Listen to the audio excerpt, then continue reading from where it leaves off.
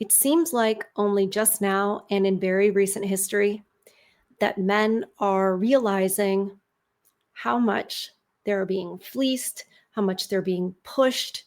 You would think that when they were, building the Hoover Dam or the Panama Canal or in the coal mines, they might have seen how much that is. Or, goodness gracious, in the big giant conflicts of the 20th century.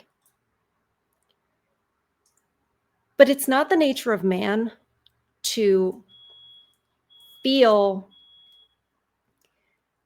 taken advantage of. Men have such a heart of duty. Now, I'm not Tommy Lauren saying, well, it's just natural for the men to do everything for us. No. We have taken advantage of that kind of spirit, all the while calling you guys horrible. We've been trained up to believe that stuff. And what we're going to watch and talk about today really gives the background on that. But it shouldn't have been that easy to do, right? Why didn't we stand up as a collective, women, against it and be like, hey, wait a second, that's not men. That's not how my brother is. That's not how my father is. I am sure you guys have that question. I have watched a snippet of this video that we are going to watch and review and react to together. I want to experience it with you guys. I want to learn things I never knew before and give you the female response about how I think that has affected us and what we actually do. Because as bad as you guys know that it is, unfortunately, whenever I've talked to men, MGTOW men, fully red-pilled men, a lot of the time, I'm like, oh no, you don't know the half of it. I don't want to think that. I don't want to think that about us. I love women. That's why I know we can and should do better than this. We should stand by our man. Stand by the men. That's what we need to do. But the men need to know that they're not alone, that they're not insane, they're not imagining this. And by and large, it's not their fault. Lola, my dog, would like to say, welcome back to Far From Eden.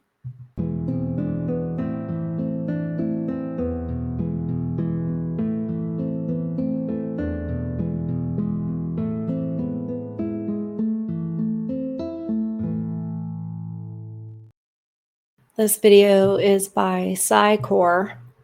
I am grateful that this is now being covered. This type of thing is now being covered. I don't think ever in history, obviously, we didn't have the internet. But this is how men are realizing that they're not alone. And what a godsend.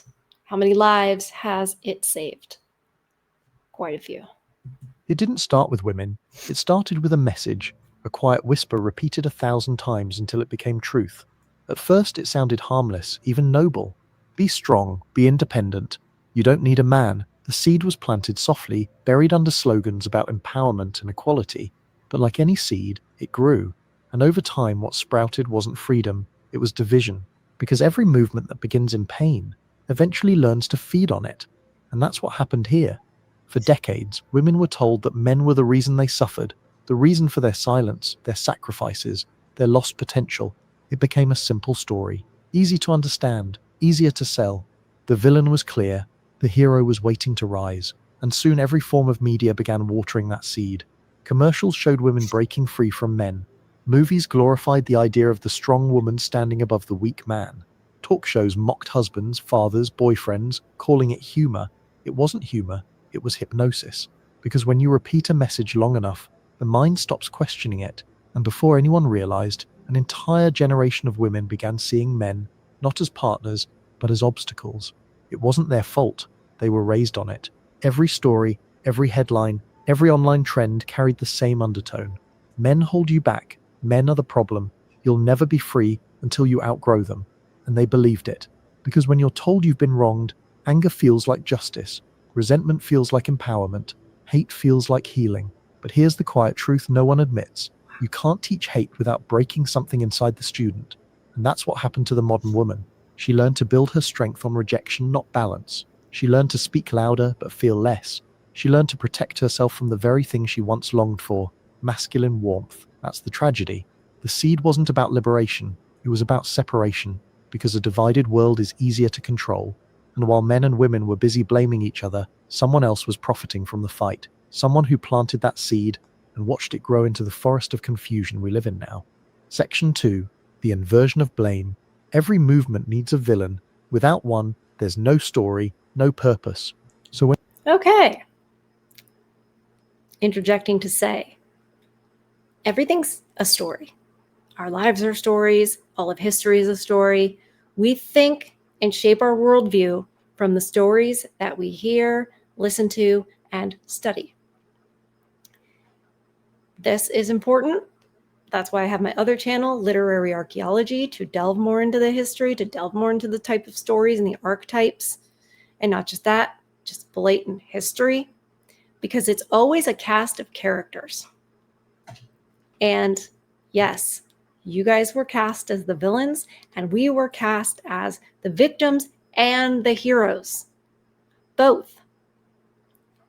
And it's what a lot of people call Schrodinger's feminist, right? Because how are you going to be strong and independent and all these things, but also a victim of that? If we're so much smarter and so much better or whatever, how could we possibly be victimized and oppressed by you? It doesn't make any sense. But we're too busy benefiting in some ways, our egos benefit from this narrative that we women are not stopping to go, hey, this doesn't make sense. It doesn't make sense. And does it jive with the men I actually know? Not the many boyfriends that I've chosen that are probably, not the best of guys, because we like to pick from the small number of men who are not good and then blame all of men for that. And I think that we'll call them the elites. The elites, we're counting on that. They know us. They know human nature. They know exactly what they're doing. They like us to think that they're incompetent. They're not. They are playing us against each other. But more than that, they're using women as a weapon against the men. And I don't know if that's going to last too much longer, because we are all waking up. When society began to reshape its narrative, it found the perfect target: men. It didn't happen overnight. It was gradual, a subtle rewriting of history. One headline, one sitcom, one classroom discussion at a time. The story became simple enough for everyone to believe. Men built the world, yes, but they built it for themselves. Men held power, yes, but they used it to suppress. Every achievement of humanity suddenly came with a hidden crime, and soon masculinity itself became guilty by association. The very traits that once built civilizations, strength, leadership, stoicism, discipline, were rebranded as toxic, oppressive, outdated, while the chaos that replaced them was sold as progress. The inversion was complete when men began apologizing for being what they were born to be, when fathers were mocked in commercials, when husbands became the punchline of every sitcom, when teachers told young boys to sit still while praising girls for their emotional sensitivity. It wasn't balance, it was reversal, and every generation raised under that reversal grew a little more detached from truth. You could see it in the language. Words changed. Provider became patriarch. Protector became oppressor. Even masculine became a warning label. The more the world attacked manhood, the more women believed they were rising, but they weren't rising. They were reacting. And reaction is not liberation, it's dependency in disguise, because when you define yourself by opposition, you become a mirror of the thing you hate. And now, decades later, you can feel the consequences everywhere. A generation of men walking on eggshells, careful not to offend, careful not to lead, careful not to be too much of anything. And a generation of women who can't tell the difference between protection and control, between guidance and dominance, between love and weakness. Yeah, all those things we can't tell, so it really depends on our mood or the way the wind is blowing, right? Or, what the last guy did. And none makes it true or an accurate description of what's going on. It just doesn't. That's what inversion does. It doesn't destroy truth, it just flips it upside down. It turns strength into guilt, care into manipulation, and partnership into a battle for moral superiority. It was never about equality, it was about rebalancing power and keeping people too busy fighting to notice who's writing the rules. Section 3. The Feminine Rebellion. Rebellion used to mean something sacred. It was the voice of the oppressed demanding truth. The courage to rise against real chains, real pain, real injustice.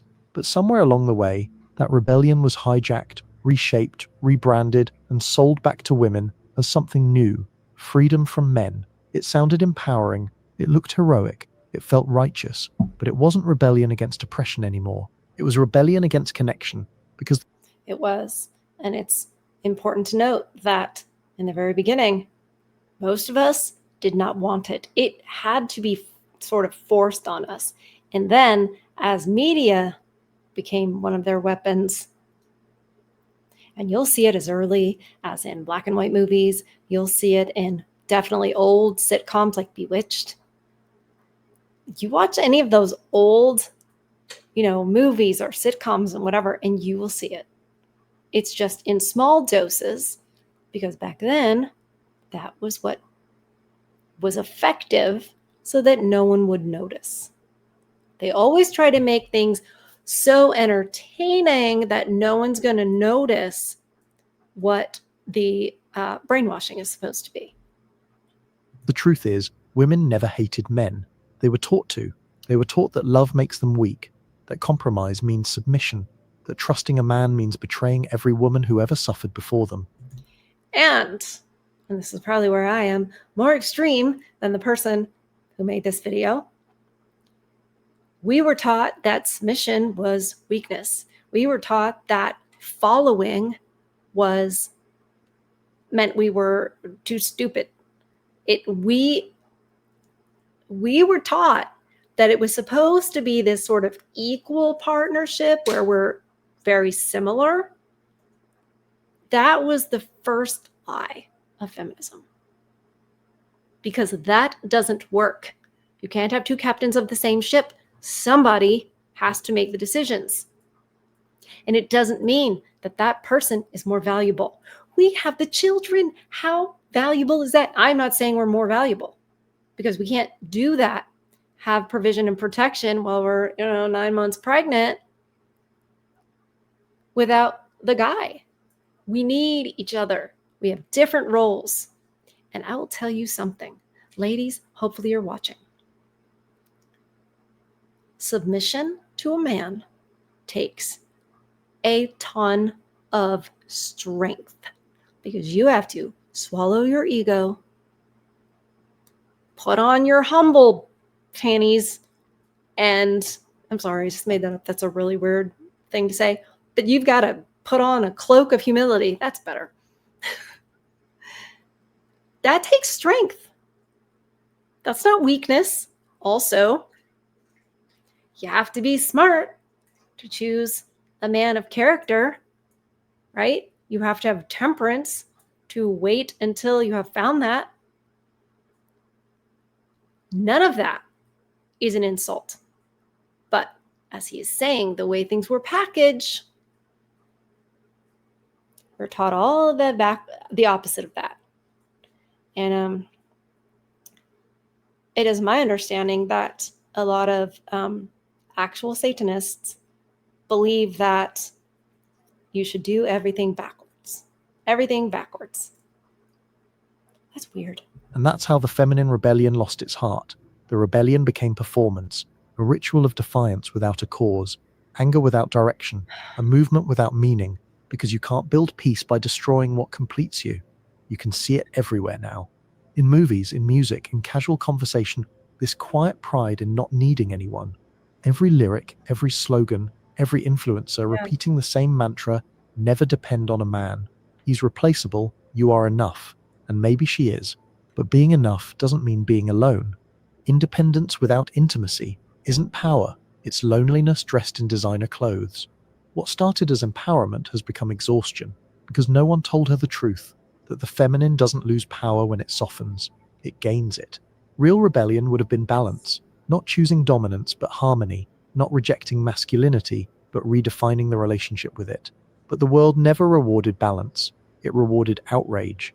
Anger sells, division gets clicks, conflict keeps you consuming. So the rebellion kept burning, and the more it burned, the more it consumed the very thing it claimed to protect, the feminine spirit itself. Now you can feel it, in her tone, in her posture, in her eyes.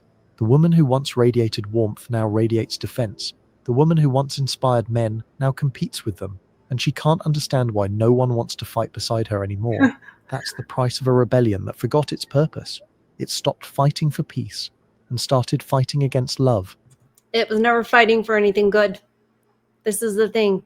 So many of the people who think they're like, oh, I'm gonna say what's true. I'm going to say what's going on with men and with women and the problem with feminism. It's like, you don't know the half of it. It's way, way worse than that.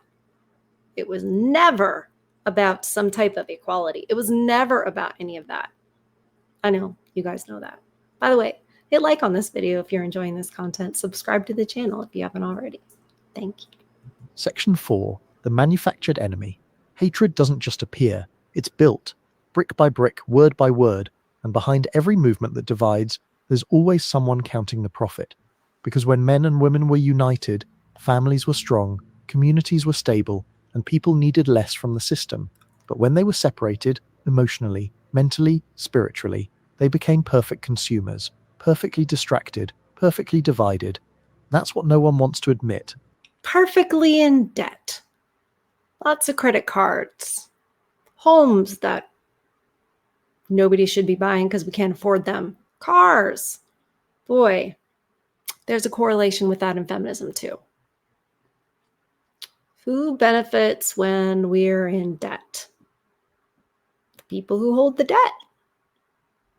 Who goes to college and takes out more debt? We do. The war between men and women isn't organic, it's engineered. You can trace it through decades of marketing, commercials that mock fathers, sitcoms that glorify independence but mock tradition, news headlines designed to pit one gender against the other, music videos celebrating promiscuity but sneering at loyalty.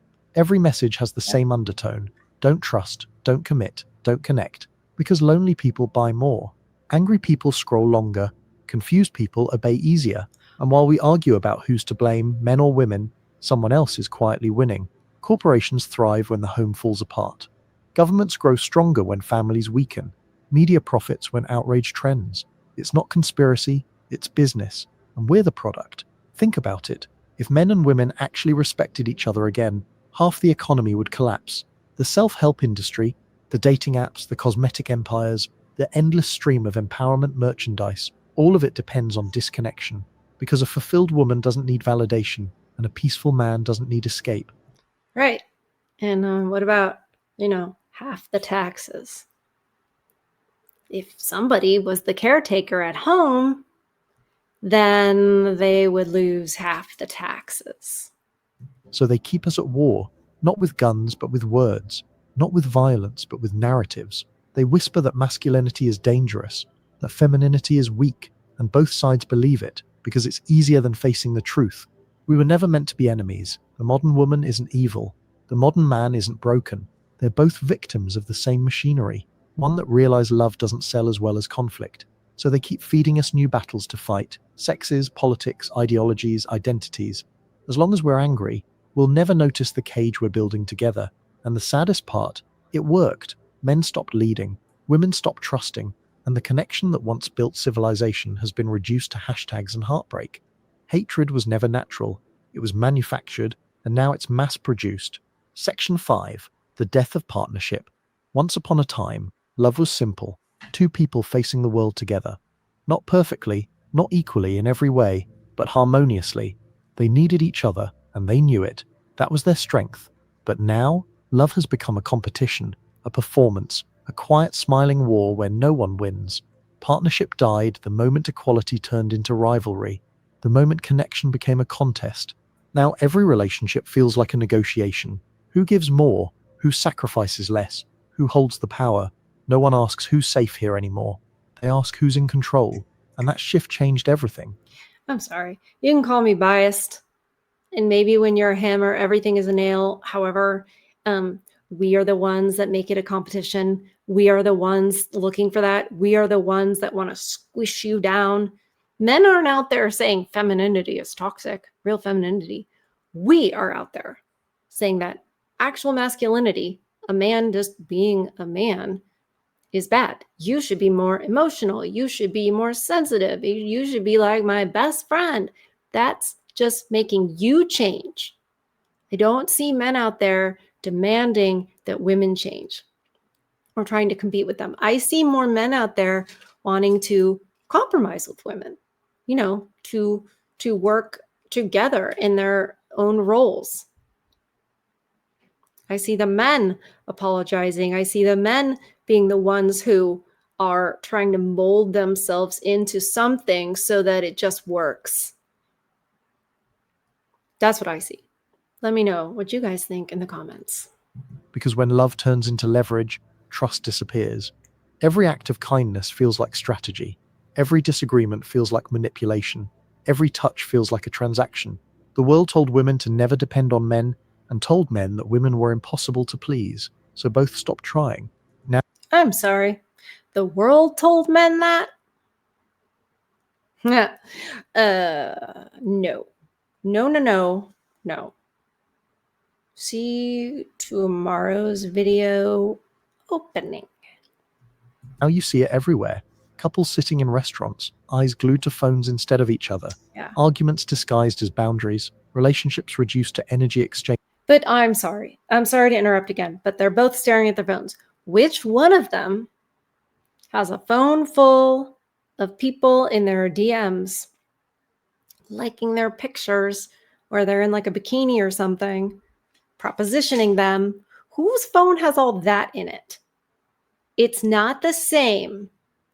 I personally don't I appreciate this guy putting this video together, but I personally don't appreciate the sort of forcing it to be, well, we're both at fault. No, no, no. The problem is too, men find a video like this on the internet, they're going along with it, and then they're just getting told, hey, you guys, you stop bleeding. Hey, you guys, it's just as much you. No. If that was true, okay, that was true, it was just as much your fault, I feel like men would have more power in fixing the whole situation in society and stuff. But it's weird. If it's 50-50, how come you don't have a 50% chance of fixing it? How come you're not able to turn it around even 50%? Because it's not. Changes and self-worth alignment. It sounds enlightened, it feels hollow, because love doesn't survive in balance sheets. It survives in surrender, the willingness to trust, to give, to need. But in the modern world, needing someone is weakness. Depending on anyone is failure, so people build walls instead of homes. They talk about self-love, but what they really mean is self-protection. And the bed that once held intimacy is now filled with distance. Men feel unwanted unless they perform. Women feel unsafe unless they dominate, and both secretly miss a world they were told to hate, the one where love meant us, not me. Partnership didn't die because people stopped caring. It died because people stopped believing it was safe to care. When you grow up being told that men are dangerous and women are deceptive, how can you ever relax into trust? How can you ever build something that lasts? I'm sorry, but one of them is more true. You guys know it, I know it. Even if you're new to the channel, you're like, that's what I've experienced. It's just true.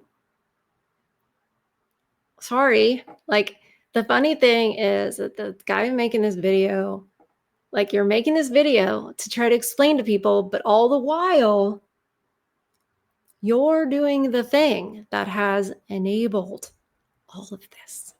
Because you're like, well, the lie of her being deceptive and the lie of him being, it's a lie that most men are controlling and dangerous.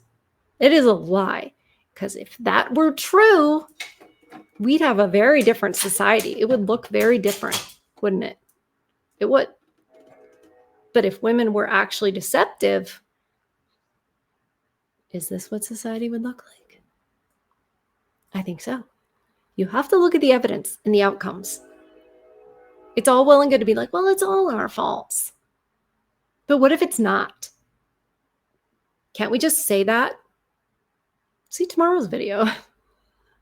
I had to let it simmer a little on YouTube to see if it could, pass the monetization threshold so it wouldn't be suppressed, although it probably still will be. Both waiting for the other to betray you. The modern relationship is a cold war, smiles on the surface, suspicion underneath, intimacy replaced by ideology, love replaced by language games.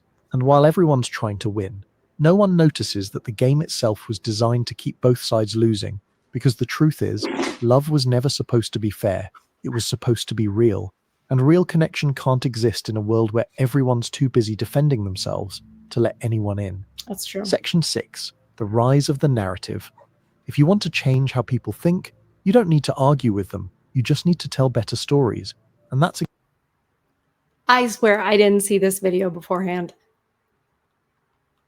You have to tell better stories. If you find that compelling and you want to know what kind of stories have been hidden from you, not censored, because you'd notice, go over and like my other channel, Literary Archaeology. We are working our way through Grimm Brothers fairy tales, and you would not believe the amount of things that were in those stories that we used to all know, and the same themes and everything, and how it has been changed. That's why so many people think that Disney is like the author of fairy tales. It's because of this. If you want to change how people think, tell better stories. Well, the stories that they told us in the 20th century were, oh, someday my prince will come and I'll get everything I want just because I'm me. And it'll just happen. I'm manifesting it. That's where all that comes from. The stories they heard growing up. And the stories our grandparents heard, grandmothers heard growing up, that the grandmothers passed on to the mothers, and it's this whole mindset. Wow. exactly what society did. They built a narrative, a never-ending story that whispered, then shouted, then screamed, men are the problem. It started subtly, a sitcom joke here, a romantic comedy there, a strong female lead who didn't need anyone. It looked harmless, even inspiring, but repetition turns fiction into faith. Every movie, every ad, every pop song carried the same emotional rhythm. Man hurts woman, woman heals herself, woman wins alone. No nuance, no complexity, just one message. You're better without him. Yep. The narrative sold beautifully. It made money, it made heroes, it made identity, but it also made emptiness, because when you teach women that men are obstacles, you teach men that love is danger. When every story paints him as the villain, why would he ever show up to play the hero? Soon, even empathy became gendered. A man in pain, he's weak. A woman in pain, she's brave.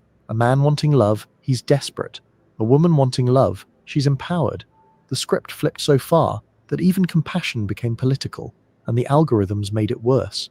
They learned what makes us angry. They learned that outrage keeps us online, so they fed both sides more of it. Men are trash, women are delusional, a never-ending cycle of poison. Every scroll, every swipe, every trending sound was another drop of fuel on a fire that no one remembered lighting. Now the narrative writes itself. Influencers mock traditional relationships. It's true. Influencers do mock traditional relationships because what you're talking about is not traditional. These people talk about traditional being like the 1950s. That was not traditional. I'm talking about traditional like 300 years ago. That's what I want. I'll tell you what, the algorithm, it will push out the high conflict, anti-man, anti-woman stuff. It will push that out. What it won't push out is the Christian narrative of the role of woman, the role of man, starting in the Garden of Eden. That's what they won't push out. Tell me why you think that is in the comments. Because I think I know why that is. Comedians joke about divorce like it's self-care. Podcasts debate gender like it's a sport. But beneath the noise, something real is dying. Our ability to see each other as human. We've replaced tenderness with theory, connection with commentary, love with ideology. And yet, even after decades of programming, something inside us still resists. Because truth doesn't vanish, it hides. And deep down, both men and women still feel the same ache. This can't be what we were meant for. Right. That's the power of the narrative. Right. It doesn't need to convince you completely. It just needs to confuse you enough to forget what real love looked like. Right. And once you forget, it can sell you everything you'll buy to replace it. Section 7. The Broken Mirror. She doesn't realize it, but the war she's fighting isn't with men anymore. It's with herself. Because after years of being told that strength means rejection, that softness means submission, and that peace means surrender, she's begun to see everything nurturing, loving, and feminine as weakness. Right. And when she looks in the mirror now, she doesn't just see a woman, she sees conflict. The reflection staring back isn't her enemy, but it feels like one. When she looks in the mirror now, she sees failure. Whether she's willing to admit that in words, she's definitely not going to admit it out in the open, I don't think. I think what they see is failure. I don't think that we can fully understand why it feels like failure, but it does. We're not doing what we are biologically made to do. And it's almost like your biology knows it. And that's one for the agnostics or the atheists. I would say your spirit knows it. The same traits that once made her radiant: empathy, grace, gentleness, trust, now look foreign, outdated, shameful.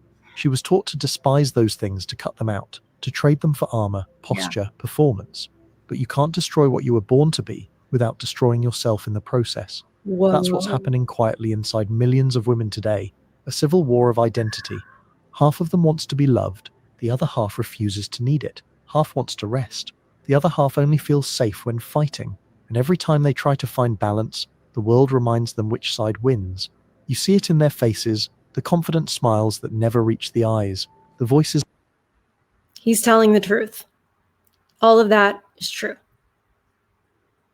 Oh, hey, ladies who are usually in my chat, Michelle, oh my gosh, all the ladies in my chat, I should know your names, but right now, everything he just said it's shocking to me. I've never heard anyone put it quite so accurately, but that is, I would say, an exact description of our internal struggle, trying to be what it is we think we're supposed to be, but fighting our spirit that knows otherwise. That sound powerful but crack at the edges, the laughter that feels rehearsed, the strength that's really exhaustion. Because deep down, every woman knows that hating the masculine also means hating the part of herself that was meant to harmonize with it.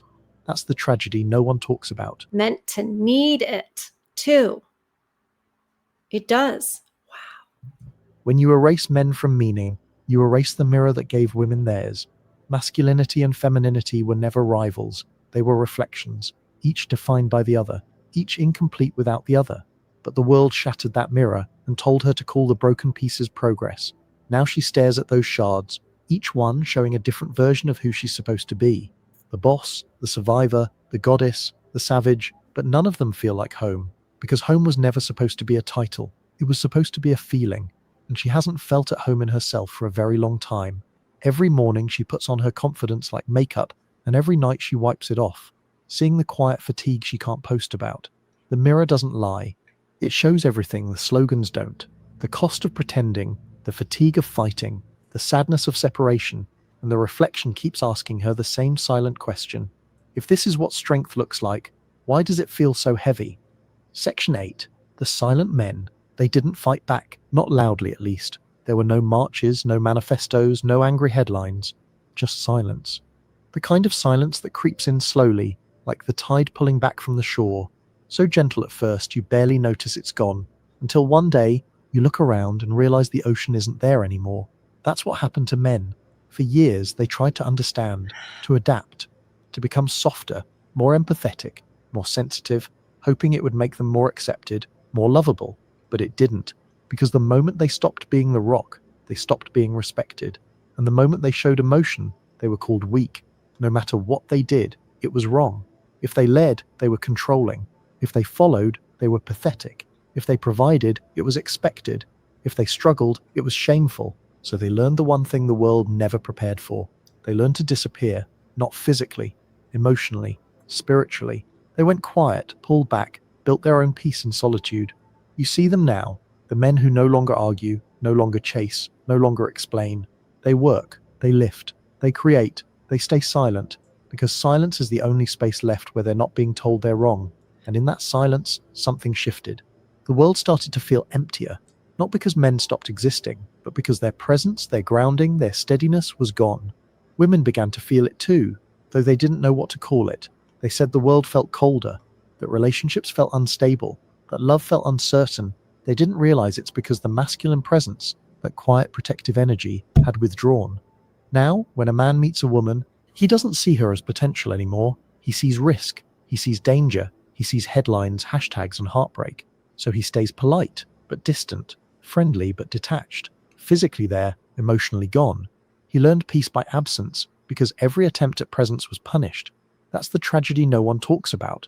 The silence of men isn't apathy, it's defense, it's exhaustion, it's the sound of generations who gave everything and got blamed for it anyway. And though the world pretends not to notice, it feels their absence everywhere. The home feels colder, the streets feel rougher, the laughter feels thinner. Because when men stop caring, the world doesn't just lose strength, it loses direction, it loses balance. And the women who were told they didn't need men are beginning to realize that what they lost wasn't ownership, it was harmony. Section 9, The Reckoning. Every lie has an expiration date. Eventually it collapses under the weight of its own emptiness. That's where we are now. The slogans are fading, the noise is quieting, the smiles are starting to crack. And beneath it all, something honest is beginning to stir, a quiet recognition that this isn't working. The hatred doesn't feel like power anymore. The loneliness doesn't feel like freedom, and the noise doesn't drown out the silence inside. Yep. And that's why you see women like me, and that's why you see other women on TikTok, whatever you see, Pearl, there's countless others now that are seeing this baloney, this nonsense lie. Different levels of seeing, noticing, but all the same, we're going, wait a second, this is not true. What they're telling us is not true. They're lying to us about who men are. They're lying to us about who we are. And people are waking up. The problem is we've run the men off. We've made them go silent. So who is the one that needs to call the truce? Call the conversation to happen. Start making apologies. Women are beginning to feel it. Men have felt it for years. The distance between them, the cold, the tension, the mistrust. It's not natural. It was taught. It was sold. It was planted. And for what? So that we could all feel equal? No. So we could all feel alone, because a divided people are easier to control. And the longer we keep fighting ghosts, the longer the real architects of this misery, and we will keep collecting profit from our pain. But here's the truth they didn't expect. No matter how much programming you run, you can't kill human nature. You can't erase the need for love. You can't rewrite the biology of connection. It's still there, buried under pride, under pain, under decades of deception. But it's still there. That's the reckoning, not revenge, not rage, but realization. Men aren't the enemy. Women aren't victims. We've both been poisoned, fed lies until we forgot how to trust each other, how to admire each other, how to need each other. Yeah. And maybe that's the cruelest part. We didn't just lose love, we lost the memory of what it felt like. But the truth is patient. It waits. It always does.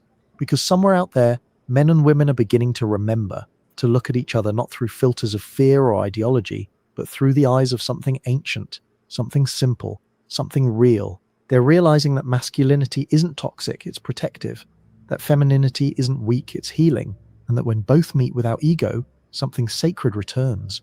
The world told us to choose sides, but the truth was never on either side.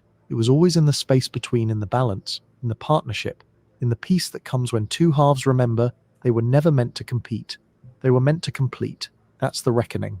Not a revolution, but a return to honesty, to harmony, to the ancient truth that built everything we once called love. And maybe, just maybe, when the noise finally stops and the pride finally fades, we'll look across that broken divide, see each other clearly for the first time in decades, and whisper the only apology that ever mattered. I forgot you weren't my enemy. Whoa. Oh, I already covered her. Wow. Yes, the ancient truth that cannot be eternally suppressed.